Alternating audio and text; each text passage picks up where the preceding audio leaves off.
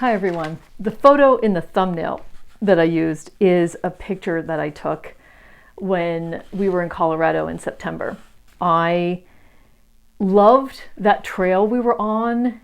It was a prairie trail outside of Boulder, right at the end of the Flatirons, which is a rock formation. The reason I love that photo and being in that spot is I am so attracted to vast landscapes.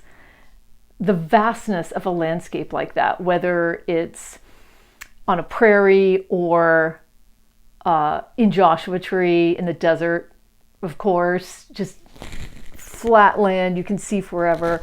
Or I've seen opening in the woods with this beautiful meadow. Landscapes like that make my mind feel expansive. It makes me feel like anything is possible. And of course, I love being in that mind state. So it symbolizes how I feel at the beginning of a year. I end up having a focus. I felt like I just want to carry over something that ended up being a mindset of mine in 2023. And that is a beginner's mind, a beginner's mindset.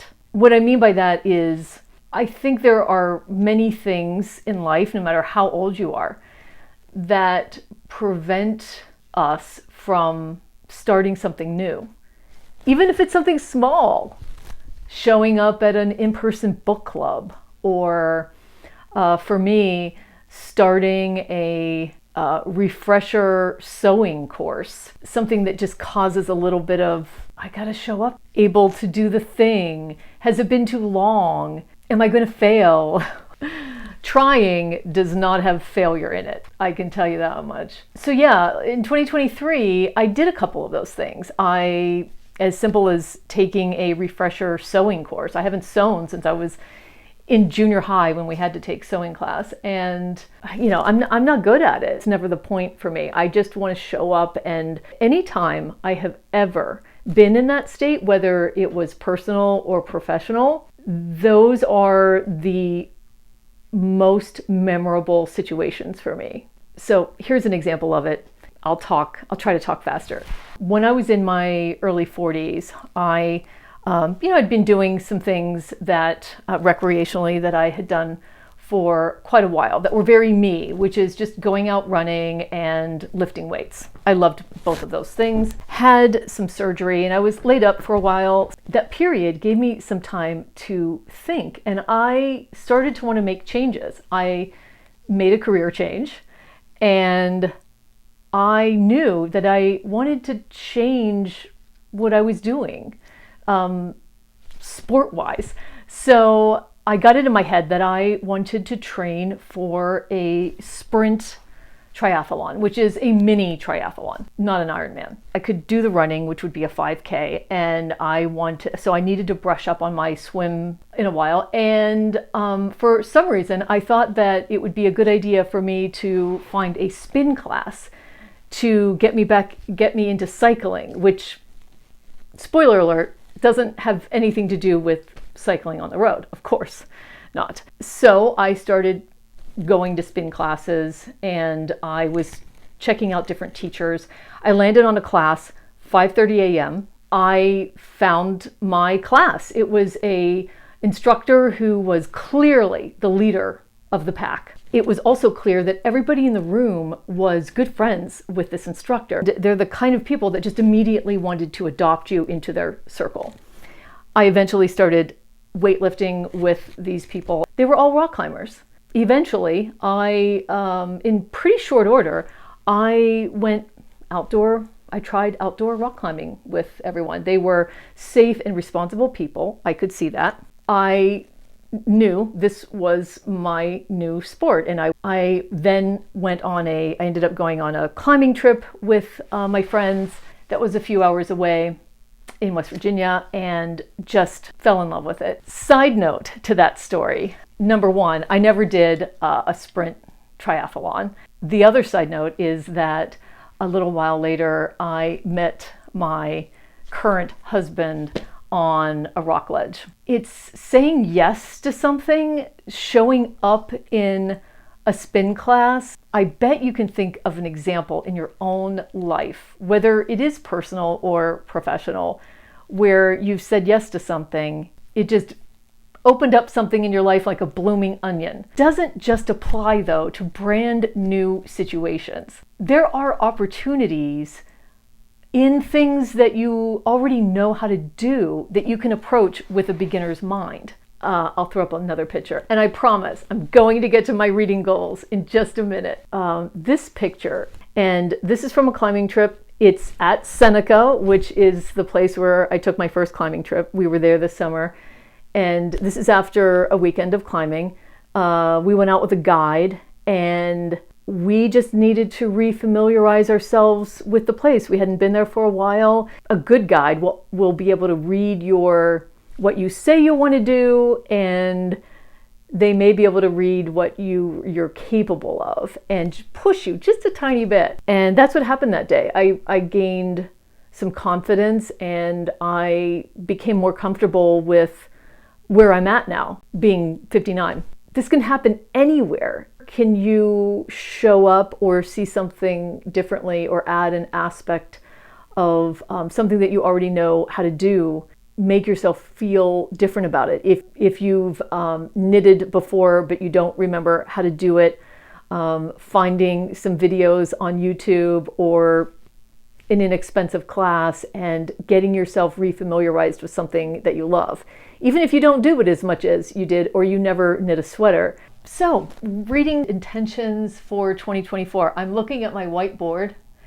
What happened with my whiteboard was I was cleaning it off, starting anew, and I was cleaning off some names of authors that I intended to get to, but I didn't get to. Two of those authors was Daphne du Maurier, Rebecca.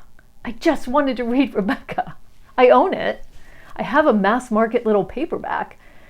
And I also wanted to read a Toni Morrison. I have two Toni Morrisons. One is Beloved and the other is Song of Solomon. So I wiped them off and rewrote everything.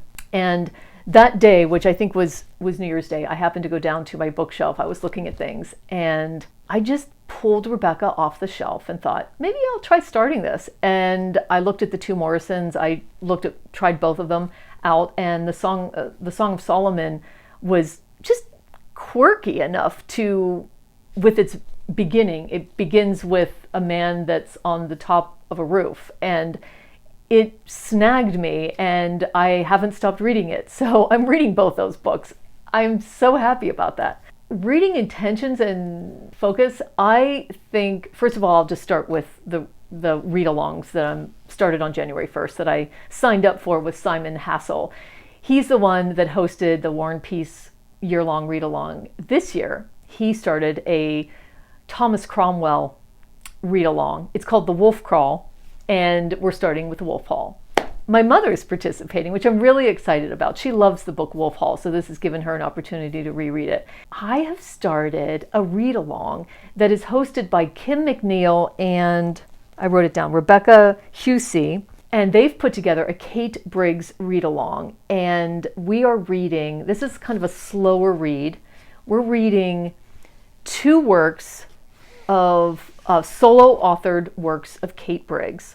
And we're reading two works that she has translated of Roland Barthes. It's spelled Barthes. I think it's pronounced Barth or Bart. He's French. I don't know him. I do know Kate Briggs, and I'm very happy to be reading. We're starting with This Little Art and Roland Barthes' Preparation of a Novel. I'm already reading This Little Art, which is about translation and so many other things, but around the art of translation, up for the challenge to learn more about both. Oh, and I started Anna Karenina on January 1st. I can't stop reading it. I thought I was going to read a chapter a day, but depending on the morning, I have read sometimes 2 chapters because I couldn't be without Tolstoy in 2024. And what a way to start. I am so into it. For all of you that have read Anna Karenina. So I wrote down, number 1, I wrote down the classic authors that I wanted to get to maybe in 2024. So I have those written down. Those are the ones on the 10 classics that I want to read in 2024. And it's really a focus on the authors. Emile Zola is an author that I want to try this year. That was on the list. I'm going to try to get to a W. Somerset Maugham.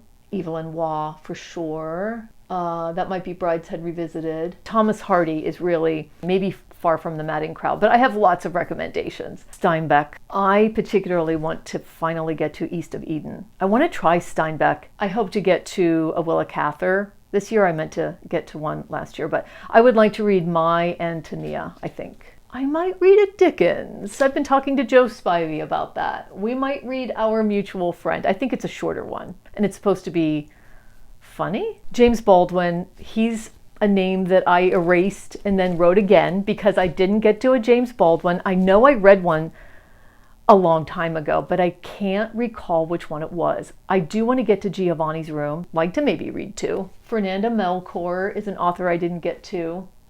Justin Torres is on that list. Mona Awad, her first book, All's Well. I think I might want to read that. Kawakami, maybe Breast and Eggs. Bell Hooks. I told Nathan at Nathan's Nook that I would get the Bell Hooks book of poetry out of the library maybe in February. Is it called In Love or Love, something like that? I am not a poetry person, except that I love Rilke.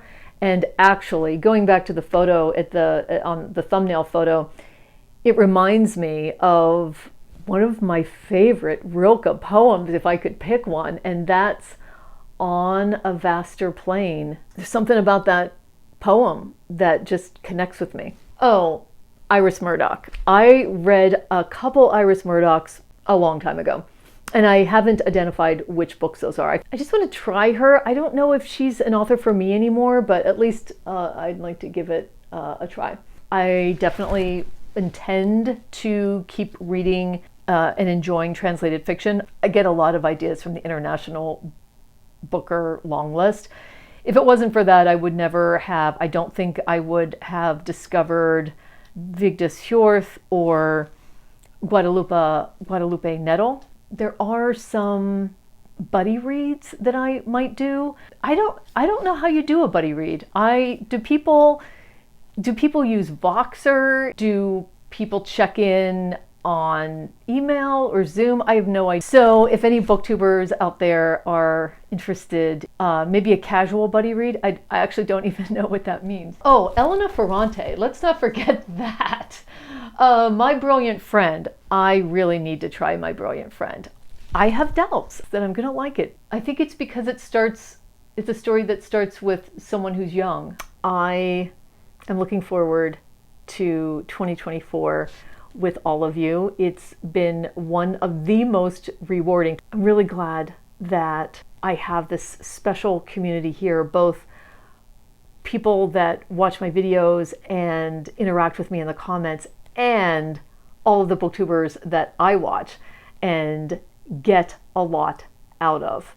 So between people that I'm interacting with in the comments and all of the lovely Booktube and Bookstagram friends that I have, it's absolutely changed my reading life because it has just expanded it and blown my mind. So thank you so much. Please let me know about a book that you didn't get to in 2023 that you're either reading now or that you're absolutely going to get to. I would love you to share that with me. Of course, if you have any examples of a beginner's mind that you'd like to share, please share it with all of us. I'd love to hear about it. Thank you for indulging me in the stories that I told. I'll see you on the next one.